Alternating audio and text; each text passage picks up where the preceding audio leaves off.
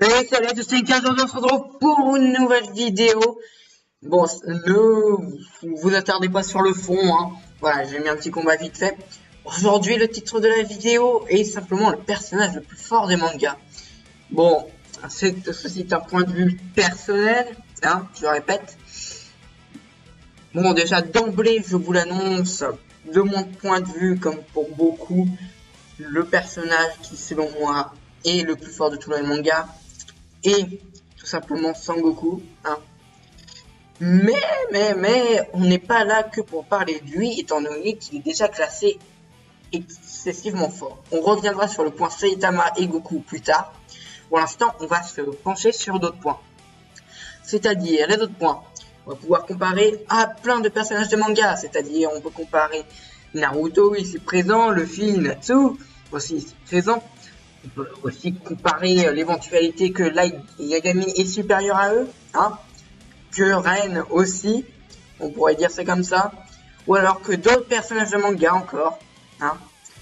Mais on va tout de suite tous les comparer comme ça, ce sera fait. Alors, on va tout simplement commencer par la force de Naruto. Naruto, personnage du manga du même nom, hein, est un ninja à la force médiocre qui commence son entraînement, voilà, tout simplement, qui devient par la suite Hokage, et ce titre va lui valoir beaucoup de gloire. À la fin du manga, on ne dirait pas comme ça, mais il est quand même bien fort, il faut l'avouer. Naruto, à la fin du manga, est quand même très très fort.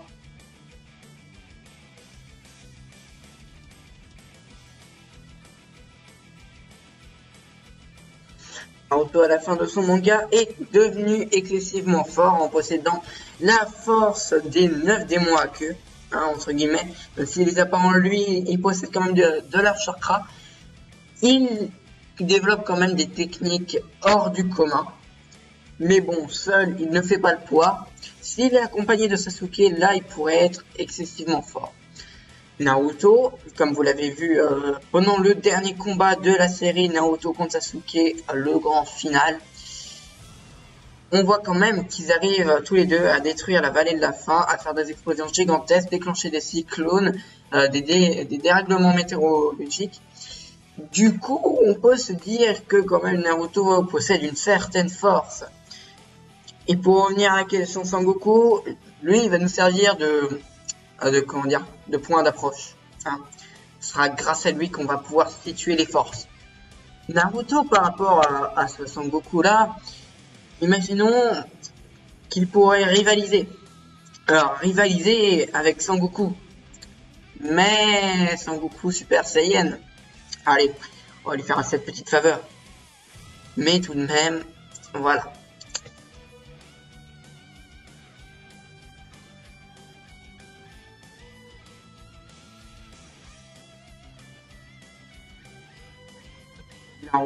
Naruto, à sa force ultime, donc avec le pouvoir de Rikudo, pourrait, comme je le disais, bel et bien rivaliser avec Son Goku. Mais c'est pas sûr, hein, parce que honnêtement, Son Goku en Gold ou en Blue, il défoncerait Naruto.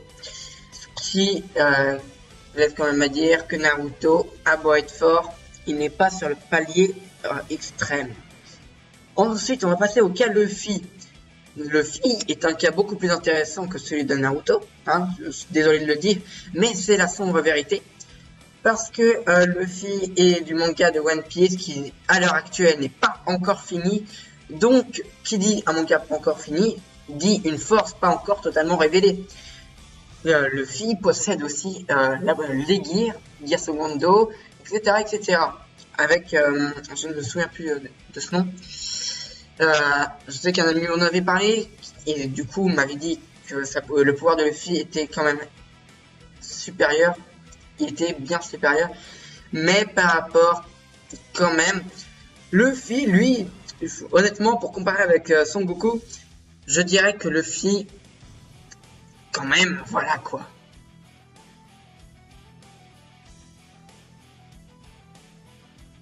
Luffy pourrait très bien rivaliser avec Son Goku Super Saiyan 3, voire God.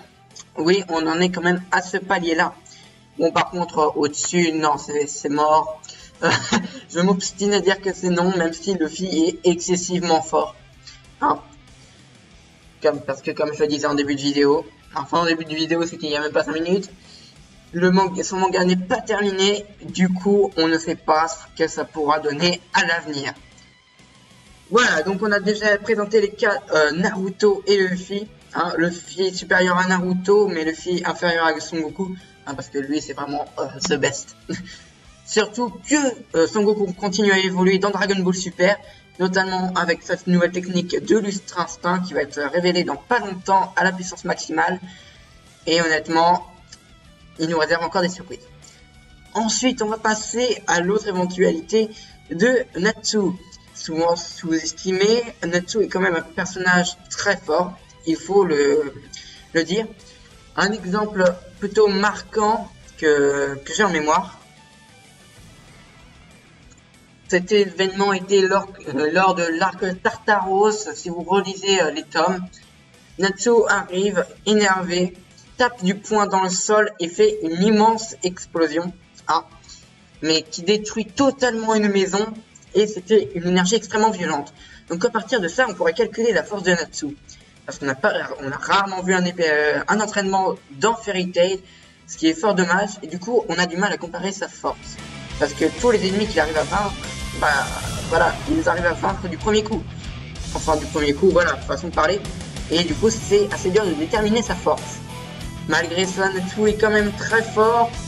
Et par la suite du manga, attention spoil, on apprend que c'est un démon. Donc un démon, c'est censé être très fort. Un démon avec le pouvoir du dragon, donc un démon dragon. Là, ça commence à être chaud. Natsu peut bien évidemment profiter du pouvoir du dragon, qui le rend excessivement fort, ainsi que le pouvoir du mode de feu, du dragon de feu foudroyant. Du coup, sa puissance est quand même bien. À la fin du manga, Natsu arrive à battre Aknologia, le roi des dragons, l'ennemi ultime du manga.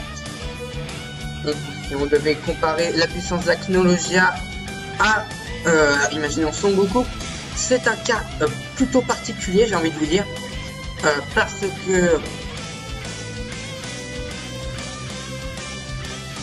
que tout simplement, Son Goku n'est pas un chasseur de dragons, il est bien précisé que pour vaincre les dragons, il faut avoir le sort du chasseur de dragons qui blesse les dragons, sinon ça ne marche pas.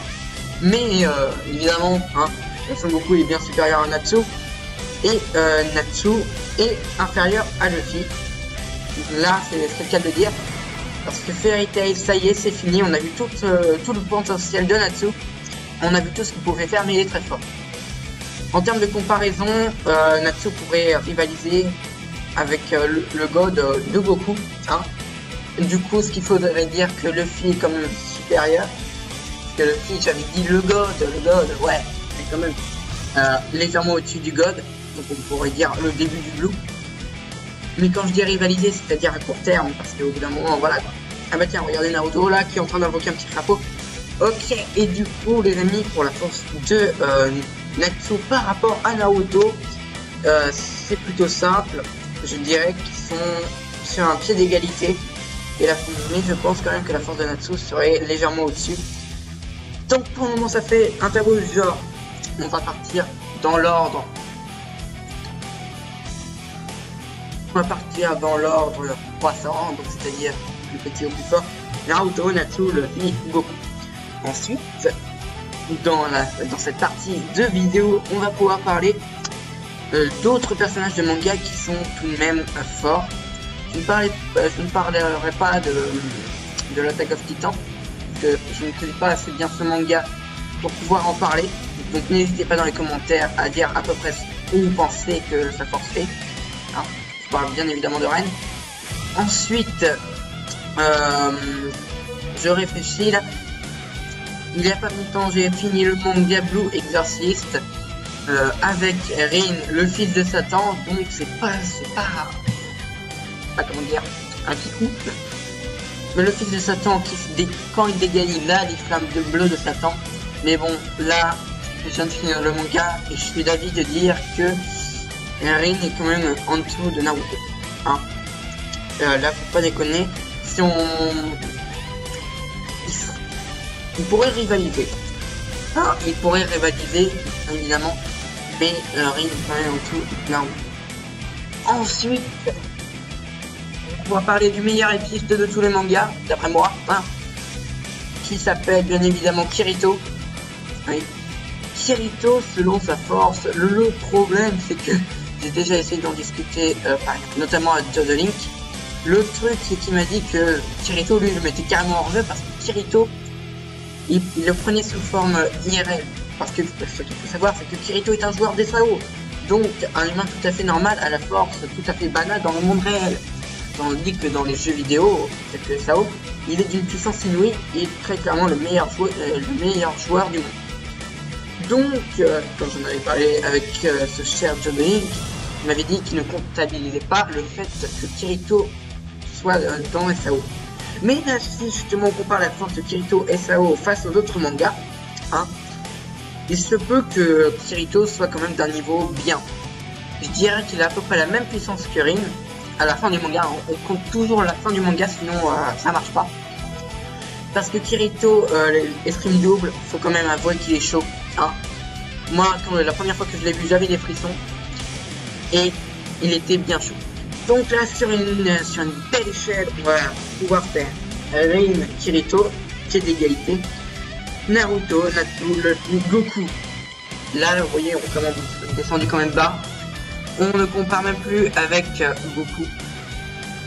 Du coup, ensuite on va parler de Koro Sensei. Koro, du manga Assassination Classroom. Koro Sensei est un mutant, hein, honnêtement, qui peut se déplacer à Mach 20. Mach 20, c'est pas donné à tout le monde. Et je ne sais pas exactement quelle est la rapidité de Son Goku, mais ça doit être plutôt rapide. Et si je me base sur des faits réels, je me souviens plus très bien, on pourrait comparer la vitesse de Koro Sensei à la vitesse de Saitama, même si je crois bien que cette dernière est supérieure à celle de Koro. Donc Koro au niveau vitesse est très très haut placé, il surpasse quasi tout le monde. Il va tomber sur le pied d'égalité de Son Goku et Saitama, mais niveau puissance c'est pas le meilleur, même s'il développe des techniques très très très fortes. Donc on va le placer à part sur la frise chronologique. Non, c'est pas une frise chronologique, mais c'est la frise des puissances. Ensuite, on va pouvoir attaquer le gros point de cette vidéo, Sangoku Saitama. Alors de mon point de vue, je dirais que à l'heure actuelle, Sangoku est supérieur à Saitama. Je dis bien à l'heure actuelle, car les deux mangas ne sont pas... Oh là là, je suis tombé défoncé. Car les deux mangas ne sont pas finis. Enfin, je crois.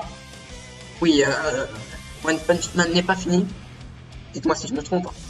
C'est pas fini. Oui. Et Dragon Ball Super non plus. Hein. Et ça, faut bien le prendre en compte parce que l'Ultra Instinct, ça pourrait faire du mal. Honnêtement,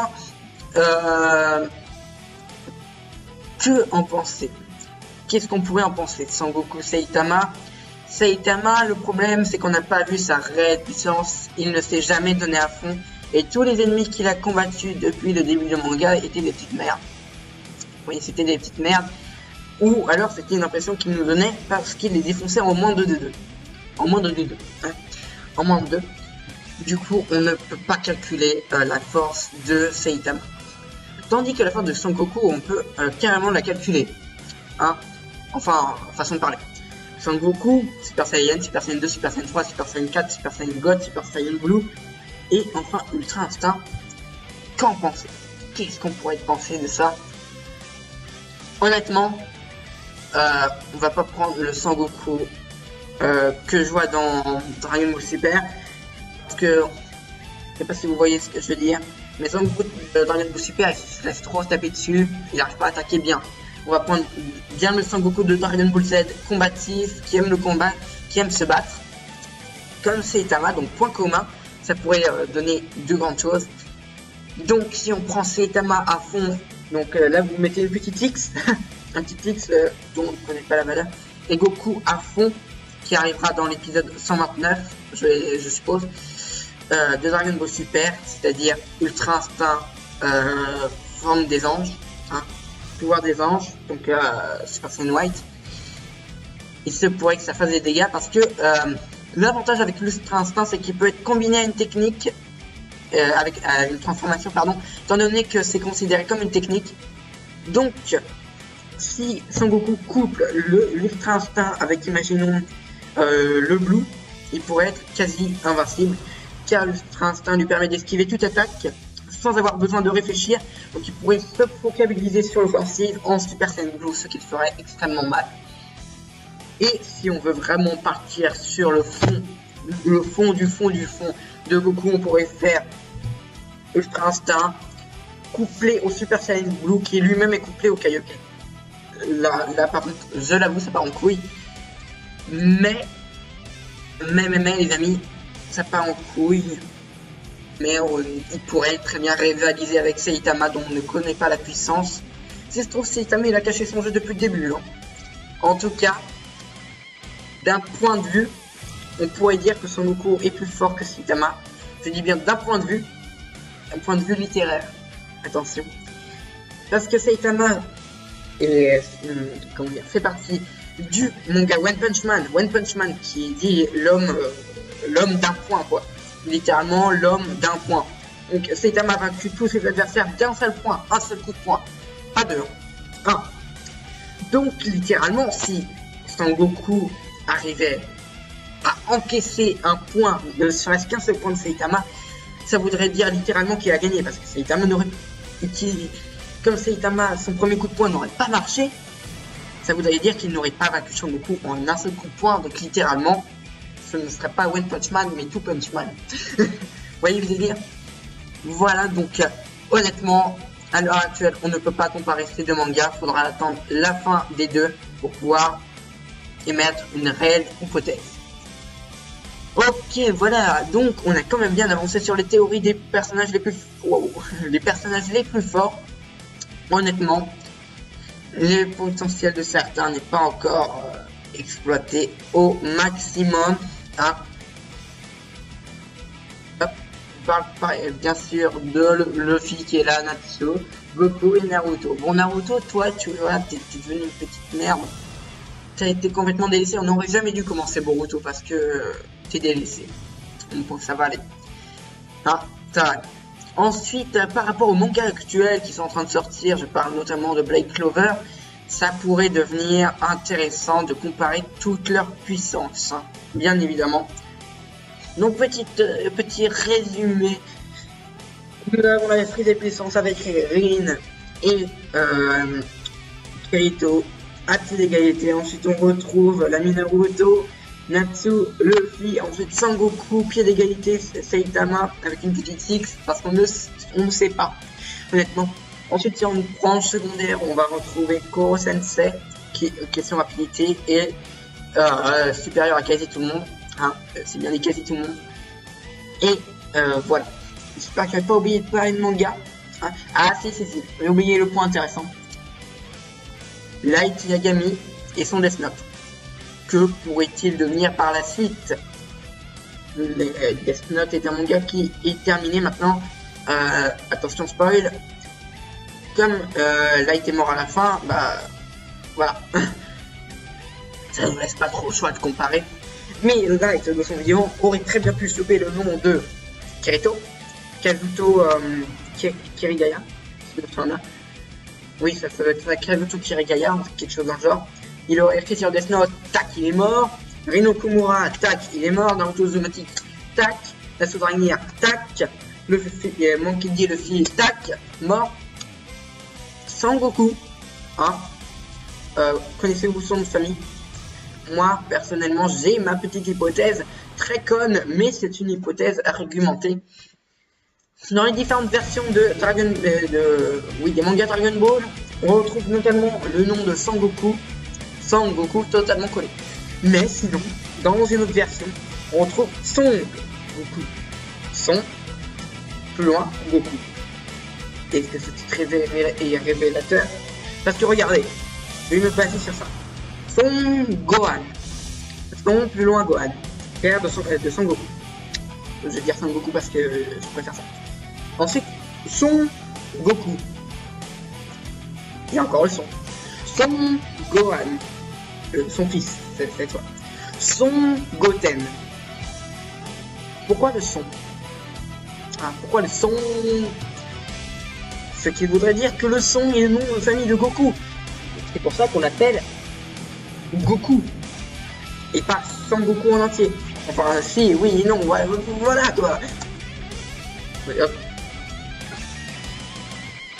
Pourquoi? Imaginez, regardez. Dans une édition de Dragon Ball, on retrouve le Son Goku, appelé Goku, Son Gohan, appelé Gohan, Son Goten, appelé Goten. On met le son à l'écart. Pourquoi? Son serait-il le nom de famille de Son Goku? À vous de voir. Ce n'est qu'une théorie, hein. Je ne dis rien de concret. Ça, c'est ce que j'ai pensé. J'ai déjà essayé d'exposer ma théorie sur moi, John Dane qui m'a dit d'aller me faire voir. Oh, oui. Non, mais parfois il est violent. Bref, voilà. On va revenir sur Light. Il ne peut pas tuer Saitama. À moins que j'ai loupé l'information, je ne connais pas le nom de famille de Saitama. Hein, c'est sûr. Koro Sensei, on ne connaît pas son nom. On sait juste que c'est le dieu de la mort. Hein, c'est juste que c'est le dieu de la mort. Oui, surnommé, oui. On ne connaît pas son nom et prénom, voilà. Et sinon, j'ai oublié de parler de Bleach, mais je ne connais pas assez ce manga pour pouvoir argumenter sur le sujet. Donc voilà, j'ai pu traiter tout ce que j'avais sur le cœur par rapport aux personnages plus forts du manga. Pour l'heure actuelle, on ne sait pas si c'est Sangoku ou Saitama, ou alors un petit héros qui est à venir, par exemple Hashtag Black Clover, ou alors on sait pas pourquoi, mais peut-être que... Ah merde, j'ai totalement oublié ce nom.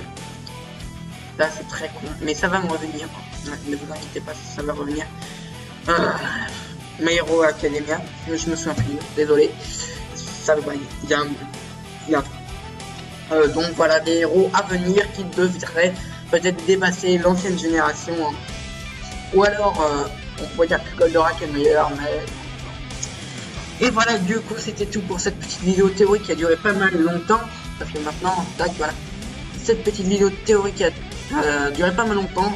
Sur ce, s'il vous plaît, n'hésitez pas à lâcher un like, à réagir dans les commentaires en vous laissant vos théories, ce que vous pensez de tout ça.